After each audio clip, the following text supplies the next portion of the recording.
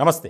ఆంధ్రప్రదేశ్ రాజకీయాల్లో ఓ కీలకమైనటువంటి పరిణామం చోటు చేసుకోబోతుంది త్వరలోనే. అదేంటంటే భారతీయ జనతా పార్టీ, తెలుగుదేశం పార్టీ, జనసేనతో పొత్తులో భాగంగా త్వరలో జరగబోయే ఎన్నికలకు వెళ్తుంది అనేది. ఇలాంటి సందర్భంలో జనసేన నుంచి టికెట్లు ఆశిస్తున్నటువంటి వారి సంఖ్య అంటే ఆశావాహుల జాబితా పెరుగుతూ వస్తుంది. ఇప్పటికే రెండు పార్టీలు కలిసి 99 మందిని ప్రకటించారు. వారిలో 5గురు జనసేన అభ్యర్థులు ఉన్నారు. వారికి కేటాయించింది కూడా తక్కువ సీట్లే. అయినప్పటికీ ఆ సీట్ల కోసం విపరీతమైనటువంటి పోటీ ఉంది. ఇప్పటికే మంగళగిరిలో ఉన్నటువంటి జనసేన పార్టీ కార్యాలయానికి నేతలు క్యూ కడుతున్నారు. ఇలాంటి సందర్భంలో జనసేనాని పవన్ కళ్యాణ్ ఢిల్లీ పర్యటన కీలకంగా మారబోతుంది. ఇప్పటికే పొత్తుల అంశానికి సంబంధించి తెలుగుదేశం పార్టీ అధినేత నారా చంద్రబాబు నాయుడు గారు ఢిల్లీ వెళ్ళొచ్చారు, మంతనాలు జరిపారు. ఒక క్లారిటీ అయితే ఉంది రెండు పార్టీల మధ్య. ఇలాంటి సందర్భంలో జనసేనాని పవన్ కళ్యాణ్తో కూడా చర్చించిన తర్వాత ఒక కీలకమైనటువంటి నిర్ణయాన్ని మూడు పార్టీలు ప్రకటించబోతున్నాయి అనేది రాజకీయ వర్గాల్లో ఎక్కువగా వినిపిస్తుంది. వాస్తవానికి ఆంధ్రప్రదేశ్ రాజకీయాల్లో భారతీయ జనతా పార్టీ పాత్ర అంతంత మాత్రమే. ఇటువంటి నేపథ్యంలో చాలా కీలకంగా మారబోయే అంశంగా ఇది ఉంటుంది. ఇప్పటికే వైఎస్ఆర్సీపీలో ఒక రకమైనటువంటి గందరగోళ అయోమయ పరిస్థితులు నెలకొన్నాయి. అభ్యర్థుల మార్పుతో ఆ పార్టీలో అంతర్మదనం, పార్టీను చాలామంది ఇప్పటికే వీడారు, ముఖ్యమైనటువంటి నేతలు.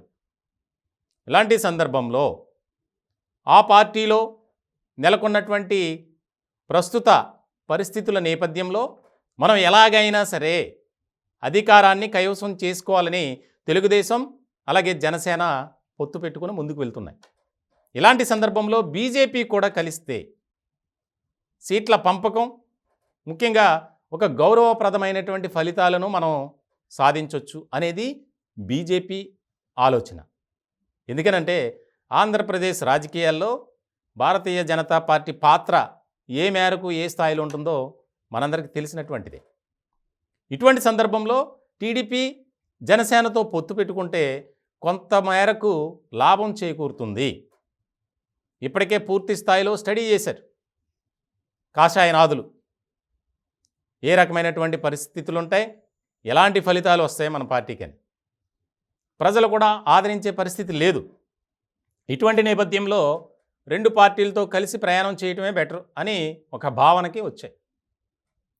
ముఖ్యంగా జనసేనాని పవన్ కళ్యాణ్ పర్యటన తర్వాత ప్రకటించే అభ్యర్థులు, అలాగే ఒకవేళ బీజేపీతో పొత్తు పెట్టుకుంటే భారతీయ జనతా పార్టీకి ఎన్ని సీట్లు కేటాయించాలి, ఎక్కడెక్కడ పోటీ చేయాలి, ముఖ్యంగా అదే ఎక్కువగా ఉంటుంది. ఎందుకనంటే ఇప్పటికే తెలుగుదేశం పార్టీ అభ్యర్థులకు కేటాయించిన స్థానాల్లో జనసేన నుంచి టికెట్ ఆశించినటువంటి ఆశావాహులు గొడవ చేస్తున్నారు, ధర్నాలు చేస్తున్నారు, నిరసన చేస్తున్నారు.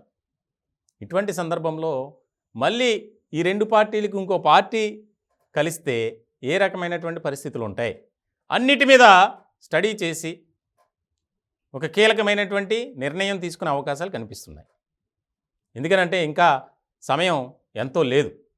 ఇటువంటి నేపథ్యంలో అభ్యర్థుల ప్రకటన, అలాగే ప్రచార సభలు, ప్రజల్లోకి వెళ్ళటాలు ఇవన్నీ ఉంటాయి. కాబట్టి త్వరితగతిన దీనికి ఒక ఎండ్ కార్డు పడాలి పొత్తుల అంశానికి సంబంధించి.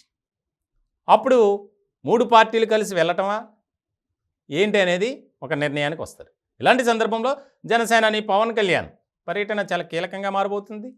ఇప్పటికే కొన్ని పెండింగ్లో పెట్టారు. కేటాయించినటువంటి సీట్లకు సంబంధించి అభ్యర్థులను కూడా ప్రకటించాల జనసేనాని. కేవలం 5 సీట్లకు మాత్రమే అభ్యర్థులు ఖరారయ్యారు. ఇటువంటి నేపథ్యంలో ఢిల్లీ పర్యటన తర్వాత జరిగే పరిణామాలు చాలా కీలకంగా మారబోతున్నాయి అనేది అటు ఆ పార్టీలోనూ అలాగే పొలిటికల్ సర్కిల్లో కూడా ఎక్కువగా వినిపిస్తుంది.